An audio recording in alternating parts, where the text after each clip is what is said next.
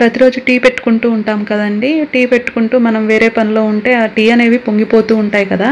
అలా పొంగిపోకుండా ఉండాలంటే ఇలాంటి ఏదైనా అట్లకాడ కానీ గరిటె కానీ తీసుకోవాలండి. ఈ విధంగా టీ గిన్నె మీద పెట్టుకోవాలి. పెట్టుకుంటే అంటే మరీ సన్న అట్లకాడ కానీ గరిటె కానీ అయితే పనిచేయవండి. కొంచెం బరువున్నది తీసుకోవాలి. ఈ విధంగా టీ గిన్నె మీద పెట్టుకొని టవ్వు మంట చిన్నగా పెట్టుకోవాలండి. ఈ విధంగా పెట్టుకుంటే కనుక చూడండి పొంగొస్తున్నాయి. టీ పొంగొచ్చిన తర్వాత ఈ అట్లకాడ పెట్టాను కదండి, పెట్టిన తర్వాత చూడండి పైకి తాకాయి, తర్వాత వాటంతటా అవే లోపలికి వెళ్ళిపోతున్నాయి. ఈ విధంగా అస్సలు పొంగవండి. ఇది నేను రోజు చేస్తున్నాను. సో అందుకే మీ అందరితో షేర్ చేస్తున్నాను. టిప్ నచ్చిందా అండి? గరిటెలు పలచగా ఉంటే పనిచేయవండి. నెక్స్ట్ టిప్ వచ్చి హ్యాండ్ బ్యాగ్స్ యూజ్ చేస్తూ ఉంటాం కదండి. అవి అప్పుడప్పుడు ఏంటంటే జిప్స్ అనేవి స్ట్రక్ అవుతూ ఉంటాయి, పట్టేసినట్టు అలా అవుతూ ఉంటాయి కదా. అలాంటప్పుడు ఏంటంటే కొంచెం వ్యాసలైన్ ఉంటుంది కదా మన ఇంట్లో, వ్యాసలైన్ తీసుకొని ఆ జిప్స్ దగ్గర రాసేసి జిప్ అనేది 2-3 సార్లు వేసి చూడండి, చక్కగా పనిచేస్తుంది. స్ట్రక్ అస్సలు అవ్వదండి, చాలా బాగా పనిచేస్తుంది. టిప్ నచ్చిందా? తర్వాత మూడో చిట్కా వచ్చేసి మన హ్యాండ్ బ్యాగ్స్ కొన్ని రోజులు వాడిన తర్వాత షైనింగ్ అనేవి పోతూ ఉంటాయి కదండి, మెరుపు పోతాయి కదా. అలాంటప్పుడు ఇలా వ్యాస్లిన్ తీసుకొని కొంచెం హ్యాండ్తో కానీ లేకపోతే టిష్యూ పేపర్తో కానీ ఈ విధంగా అప్లై చేసేసి తుడిచేస్తే కనుక అవి కొత్త వాటిలాగా మెరుస్తాయి అన్నమాట. ఇక నాలుగో చిట్కా వచ్చేసి మనం ఇంట్లో అప్పడాల కర్ర వాడుతూ ఉంటాం కండి. వాడిన తర్వాత ఇవి ఒకసారి కడిగేసేసి అలా పెట్టేస్తే వాటి మీద దుమ్ము పడుతూ ఉంటుంది. ఇంకా వానల కాలం వచ్చింది కదండి, కొంచెం ఏదైనా ఫంగస్ లాంటిది వస్తూ ఉంటుంది కదా. అలా రాకుండా ఉండాలంటే వాటర్ బాటిల్స్ ఒక 2 తీసుకోండి. 2 వాటర్ బాటిల్స్ కూడా పైన గీతలు స్టార్ట్ అవుతున్నాయి కదండి, ఆ గీతల వరకు కట్ చేసుకోండి. కట్ చేసుకొని ఈ విధంగా రెడీ చేసుకోండి.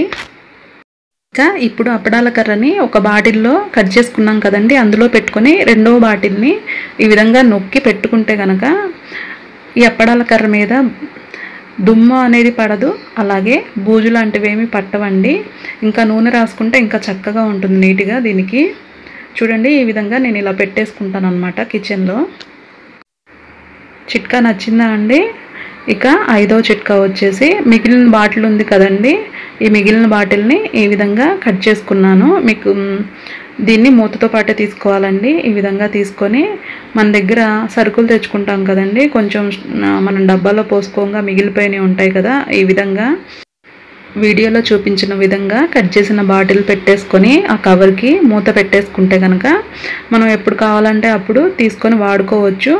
అలాగే వాడుకున్న తర్వాత దీనికి మూత పెట్టేసుకుంటే చక్కగా నీట్గా ఉంటుంది. ఇక 6వ చిట్కా వచ్చేసి మనం లంచ్ బాక్సులు ప్యాకింగ్ చేస్తూ ఉంటాము, అలాగే ఎక్కడికన్నా వెళ్ళేటప్పుడు ఏమైనా లిక్విడ్ లాంటివి ప్యాక్ చేసుకుంటూ ఉంటాం కదా, పచ్చళ్ళు ఇంకా ఏమైనా.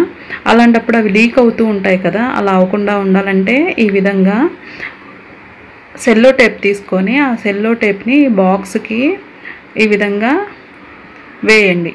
ఈ విధంగా వేయడం వల్ల ఏంటంటే అవి లీక్ అవ్వకుండా ఉంటాయి. ఇవి స్టీల్ బాక్సులే కదండి, ప్లాస్టిక్ ఉంటాయి కదా, ప్లాస్టిక్ బాక్సులు అలాగే డబ్బాలకు కూడా ఈ విధంగా వేసుకుంటే కనుక అవి లీక్ అవ్వకుండా ఉంటాయి అన్నమాట. ఈ విధంగా టిప్ నచ్చిందా అండి?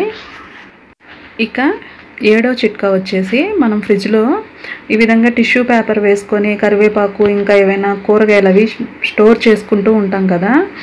చూడండి ఇది 1 వీక్ పైన అయింది, అస్సలు కరివేపాకు పాడవలేదు.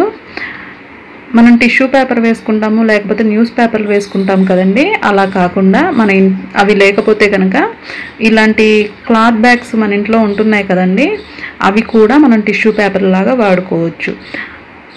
వీటిల్లో పెట్టుకున్నా కానీ అస్సలు పాడవు అన్నమాట. నేను పేపర్స్ ఏమి అందుబాటులో లేకపోతే వీటిలోనే ఇవే కట్ చేసి వాడుకుంటానండి. అలాగే అవి ఏమీ లేవనుకోండి, మన పిల్లల టీషర్ట్లు ఉంటాయి కదండి, అవి చక్కగా ఉతుక్కొని పల్చగా కొంచెం మరీ మందపాటి కాదు, కొంచెం పల్చగా ఉన్నాయి వాడుకోవచ్చు చక్కగా. అవి మళ్ళీ ఉతుక్కొని కూడా వాడుకోవచ్చు అనమాట. ఇకపోతే నిమ్మకాయలు అనేవి స్టోర్ చేసుకునేటప్పుడు కొందరు ఈ విధంగా కవర్స్లో పెట్టేసుకుంటూ ఉంటారండి. అలా కాకుండా ఈ విధంగా మనకి ఇప్పుడు క్లాత్ కవర్స్ వస్తున్నాయి కదండి, వీటిల్లో పెట్టేసుకొని ఈ విధంగా మళ్ళీ నార్మల్ కవర్లో కనుక పెట్టి ఫ్రిడ్జ్లో పెట్టుకుంటే చక్కగా ఉంటాయి అన్నమాట. ఎన్నాళ్ళైనా పాడవు. కొంతమంది బాక్సుల్లో పెట్టుకుంటారు, కానీ ఇలా కవర్లో పెట్టుకునే వాళ్ళు ఎక్కువ మంది ఉంటారండి, నాకు తెలుసు, అందుకే షేర్ చేస్తున్నాను అనమాట. ఇక తర్వాత చిట్కా వచ్చేసి కొబ్బరి చిప్పల్ని ఎక్కువ ఉంటే ఈ విధంగా ఫ్రిడ్జ్లో పెట్టుకుంటూ ఉంటారు కదండి, అవి మూత పెట్టకుండా ఈ విధంగా డబ్బాలో పెట్టుకొని పెట్టుకుంటే కనుక కొబ్బరి చిప్పలకు ఉండే పొట్టు ఫ్రిడ్జ్లో పడకుండా ఉండటమే కాదండి, ఇంకా కొబ్బరి చిప్పలు ఒక వారం తర్వాత అవి ఎండు కొబ్బరిలాగా అయిపోతాయి. ఒకవేళ మధ్యలో మీకు అవసరమైతే కనుక ఒక half an hour to 1 hour ముందు తీసుకుంటే అవి చాలా ఈజీగా వచ్చేస్తాయి. చూడండి, ఇవి ఒక వారం ముందు నుంచి నేను ఫ్రిడ్జ్లో పెట్టాను. ఇదైతే ఎండు కొబ్బరిలాగా అయిపోయింది, చాలా ఈజీగా వచ్చేస్తుంది. చూడండి, ఈ విధంగా వచ్చేస్తుందండి. ఒక 3-4 డేస్ అయిన తర్వాత అయినా కొంచెం చాకుతో కదిలిస్తే కనుక చాలా ఈజీగా వచ్చేస్తాయి. ఇదైతే ఈ చిప్ అయితే ఒక వారం ముందుదండి, చాలా ఈజీగా వచ్చేసింది. ఇప్పుడు మిగిలినవి చూడండి, ఇదైతే కొంచెం ఒక 3 డేస్ అలా పట్టింది. ఇది చాలా మామూలుగా తీసేసుకుంటే ఈ విధంగా చాకుతో కదిలించేస్తే వచ్చేస్తుంది. చాకుతో ఇలా 2-3 సార్లు అనేసుకుంటే వచ్చేస్తుందండి. ఇంకా కొంచెం చాకుతో కదిలించుకొని నేల మీద ఇలా 2-3 సార్లు కొట్టినా కానీ చాలా ఈజీగా కొబ్బరి చిప్పలోంచి వేరైపోయి కొబ్బరి అనేది వచ్చేస్తుంది. ఈ విధంగా చాలా ఈజీగా తీసుకోవచ్చు. టిప్ నచ్చిందా అండి? ఇక తర్వాత చిట్కా వచ్చేసి మన ఇంట్లో ఇలాంటి ఇత్తడి తెప్పాలాలు, ఇత్తడి బిందెలు ఇలాంటివి ఉంటూ ఉంటాయి కదండి, పొంగల్ తెప్పాలాలు. ఇవి మనం చాలా ఈజీగా క్లీన్ చేసుకోవచ్చండి.